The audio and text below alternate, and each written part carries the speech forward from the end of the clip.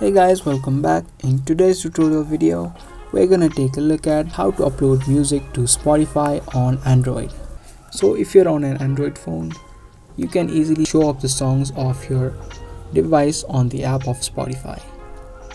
Now before you get into the video, subscribe to our channel and also turn on the notifications so you don't miss any of our upcoming videos. Head over to the Spotify app.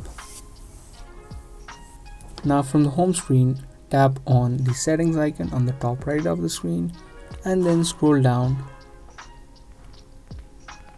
until you find an option of local files, and under local files you'll need to toggle this option which says show audio files from this device.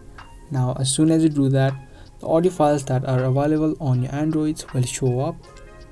Now to check that, tap on this library option and then tap on local files. Here it shows you all the available music or the songs that are on your phones.